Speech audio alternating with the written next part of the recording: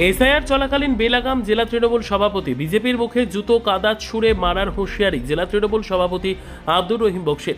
মালদার শামসিতে তৃণমূলের বিএলএ 2 কর্মীদের সভায় বিস্ফোরক আব্দুর রহিম বক্সি বক্তব্য রাখতে গিয়ে তিনি বলেন, আমার বিধানসভা এলাকায় কোনো রোহিঙ্গা বা বাংলাদেশি নেই। ভোটার তালিকায় 100 নাগরিক তালিকা প্রকাশ করে বিজেপির মুখে জুতো ছুঁড়ে মারব, এমনকি মুখে কাদা মাখাবো। এসআইআর প্রাককালে বিজেপি তীব্র আক্রমণ শানালেন মালদহ জেলা তৃণমূলের সভাপতি তথা মালতীপুরের বিধায়ক আব্দুর রহিম বক্সি।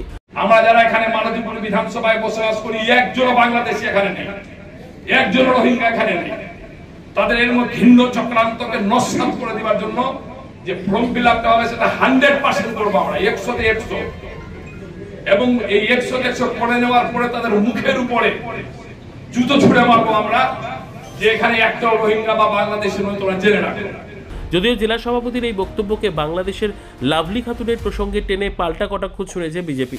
বাবু, আপনার বোধহয় মনে নেই 2005 সালে সংসদে দাঁড়িয়ে আপনার নেত্রী মাননীয়া মমতা বন্দ্যোপাধ্যায় বলেছিলেন সারা পশ্চিমবঙ্গ জুড়ে 1 কোটির ঊর্ধ্বে বাংলাদেশি রোহিঙ্গারা অনুপ্রবেশ করেছে। আপনি তো দেখছি না আমরাই ভূত হয়ে যাচ্ছেন। আগে বিএলওদেরকে তাদের কাজ করতে দিন, বুথে বুথে যেতে দিন, বাড়িতে বাড়িতে যেতে দিন, তাহলে দেখবেন ঠিক ওই যে আপনাদের লাভলি খাতুন ছিল না, লাভলি খাতুনের মতন অনেক বাংলাদেশি কিন্তু ধরা পড়বে। এবং আমি কথা দিচ্ছি, আপনি যে বলেছিলেন না বিজেপিকে জুতা পেটা করতে হবে, এই বিজেপিকে জুতো পেটা করার আপনি সুযোগ পাবেন না। মানুষকে ভুল বুঝাবেন না, মানুষকে বিভ্রান্ত করবেন না।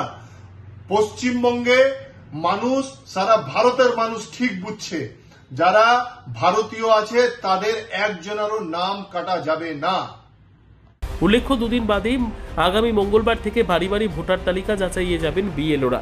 সেই বিএলওদের পাশে ছায়াসঙ্গী হিসেবে থাকবেন তৃণমূল কংগ্রেসের বুথ লেভেল এজেন্ট বিএলএ 2। রবিবার মালতীপুর বিধানসভার 245 জন বিএলএ 2দের দলীয় নির্দেশ পৌঁছানোর পাশাপাশি তাদের হাতে পেন ডায়েরি ও কভার ফাইল দিয়ে সম্বর্ধনা জানানো হয়। সেখান থেকেই বিজেপির বিরুদ্ধে হুমকি ছোড়েন জেলা তৃণমূল সভাপতি।